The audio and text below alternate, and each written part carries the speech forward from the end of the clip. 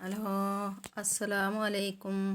അപ്പം മക്കളെ ഞാൻ ഇന്നിവിടെ അപ്പം ചൂടാന്ന് വിചാരിച്ചാണ്. രാത്രി അരി വെള്ളത്തിലിട്ടീനു, അതാ മിക്സിയിൽ അരച്ച് കൊടുന്നു കേട്ടോ. ഇനി രണ്ടാമത് അരക്കാട്ടതാണ്. അപ്പോൾ അതാ അപ്പം ചൂടുന്നത് ഈ ചട്ടിയിലാണ്. ഞാൻ ഇതുവരെ ഇവിടെ അപ്പം ചുട്ടിട്ടുണ്ടായില്ല കേട്ടോ. അപ്പോൾ നിങ്ങൾ നോക്കാണി, ഈ ചട്ടിയിലാണ് ചൂടുന്നത്. നമ്മൾ നാട്ടിൽ ഇരുമ്പൻ ചട്ടിയിലല്ലേ ചൂടുക. അപ്പോൾ അതാ നല്ല പേപ്പർ പോലെ കിട്ടുന്നുണ്ട് കേട്ടോ. നല്ലോണം വെള്ളം പോലെ ആക്കിക്കണ്. അപ്പം ചൂടാന്ന് വിചാരിച്ചത്, ഏതായാലും സാമ്പാറുണ്ട് ഇന്നലത്തെ. അപ്പം ഉണ്ടാക്കിയാൽ അത് മതിയല്ല കറിയെന്ന് വിചാരിച്ചാണ്ടേ അപ്പമാണ് ചൂടുകയാണ്. അപ്പം നോക്കുകയാണെങ്കിൽ നിങ്ങൾ നമ്മളെ ഇരുമ്പൻ ചട്ടിയിൽ ചുടണിയിലേറെ നല്ല സൂപ്പറായിട്ട് പേപ്പറായിട്ട് കിട്ടുന്നുണ്ട് കേട്ടോ. കുറച്ച് കട്ടി കൂടുതലിന്, അപ്പോൾ ഒന്നും കൂടി വെള്ളം ഒഴിച്ചു. അപ്പോൾ അതാ കൈ കൊണ്ട് എടുത്താൽ മതി, എണ്ണ ഒന്നും ആക്കണ്ട, എളുപ്പമുണ്ട്. നമുക്ക് ദോശനീലേറൊക്കെ എളുപ്പം തന്നെയാണ് കേട്ടോ. കാരണം നമ്മൾ പരിയിൽ എപ്പോഴും ഉണ്ടാക്കണതാണേ. ഇതാണെങ്കിൽ പിന്നെ ആർക്കും ഒന്നും വേണ്ട. ഈ അപ്പം മതി. ഇതിന് ചീയപ്പം എന്ന് പറയും, അപ്പം എന്ന് പറയും. നിങ്ങളൊക്കെ എന്താ പറയലെന്ന് അറിയില്ല. അപ്പം നമുക്ക് ഈ അപ്പമാണ് കടി, ചായക്കടി.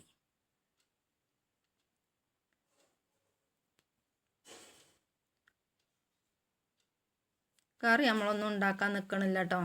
കറി ഉണ്ടാക്കാൻ നിൽക്കാത്ത എന്താണെന്ന് വെച്ചാൽ ഈ നേരത്താണ് വെള്ളം വരിക. അപ്പോൾ അതുകൊണ്ട് സാമ്പാർ ഏതായാലും ഉണ്ട്. പിന്നെ ഇനി അതവിടെ വെച്ചാൽ അത് പിന്നെ അങ്ങനെ ഇരിക്കല്ലേ.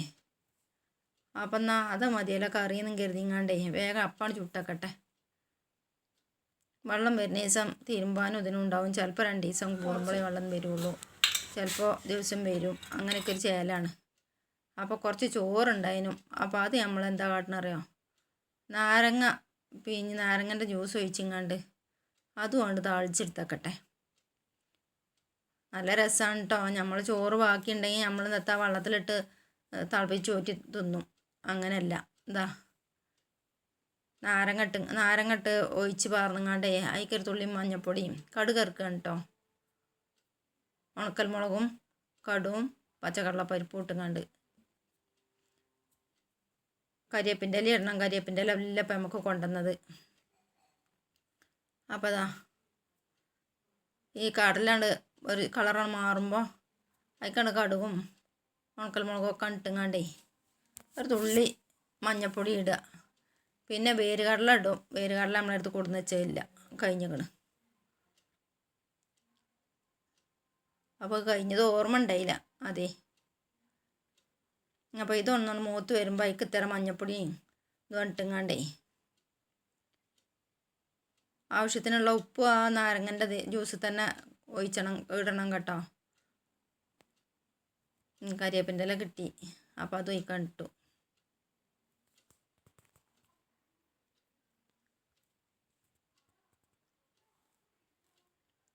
ഇതാ ഒരു 1/2 സ്പൂൺ മഞ്ഞൾപ്പൊടി ഇട്ടിക്കണം കേട്ടോ. അതൊന്നും ഇളക്കിങ്ങാണ്ട് നമ്മൾ ആ ചോറ് ആ നാരങ്ങൻ്റെ ജ്യൂസ് ഒഴിക്കണം പാർന്ന് കൊടുക്കുക. അതൊന്നും തിളച്ചതിൻ്റെ ശേഷം നമ്മൾ ആ ചോറ് ഒഴിക്കാൻ ഇട്ട് കൊടുക്കുക. പുളി കുറച്ച് കമ്മിയാണ്, അപ്പോൾ ഒരു തുള്ളിയും കൂടി നാരങ്ങ പിഴിഞ്ഞതാണ് കേട്ടോ.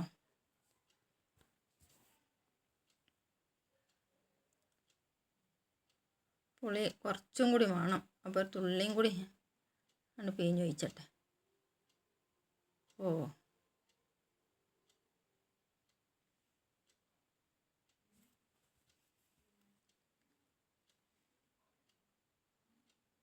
ഈ കുരു കഴിച്ചുവേ. നാരങ്ങൻ്റെ കുരു ഒന്നും പെടാതെ നോക്കണം. അപ്പോൾ അതാ താളിച്ച കൊണ്ടോ. ഇനി ആ ചോറ് അയക്കണിട്ട് കൊടുക്കട്ടെ. ചോറ് അയക്കണിട്ട് കൊടുത്തങ്ങാണ്ട് ഇത് രാത്രിക്കത്തെ ചോറുണ്ടായിരുന്നതാണ് കേട്ടോ മക്കളെ.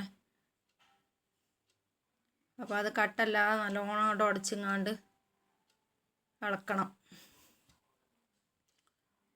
നല്ല ടേസ്റ്റുമാണ്. എന്നാൽ ചോറ് കേടരുമില്ല. എളുപ്പമുണ്ട്, പരിപാടി എളുപ്പമാണ്.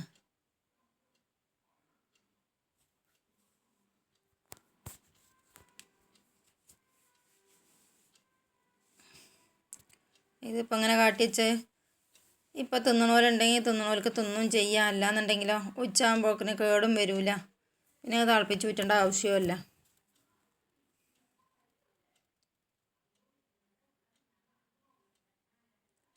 അപ്പോൾ അങ്ങോട്ട് നോക്കാൻ നിങ്ങൾ നല്ല ഭംഗിയാണ് കാണാൻ കേട്ടോ.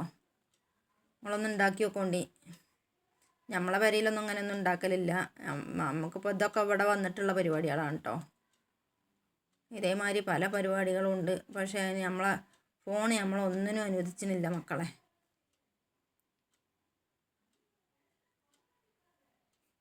അപ്പോൾ എന്നും പറയണ മാതിരി തന്നെ മക്കളെ, ലൈക്ക് ചെയ്യാനും ഷെയർ ചെയ്യാനും കമൻറ്റ് ചെയ്യാനും പുതിയതായിട്ട് കാണുന്നവരുണ്ടെന്നുണ്ടെങ്കിൽ ഒന്നാണ് സബ്സ്ക്രൈബ് ചെയ്യാനും നിങ്ങൾ മറക്കല്ലും കേട്ടോ.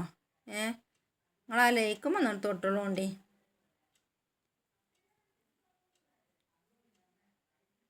നോക്കുകയാണെങ്കിൽ നല്ല ടേസ്റ്റ് ഉണ്ട് കേട്ടോ. അപ്പോൾ ഇന്നത്തെ വീഡിയോ എത്രയൊക്കെ തന്നെ ഉള്ളൂ മക്കളെ. എല്ലാവർക്കും അസ്സലാമു അലൈക്കും.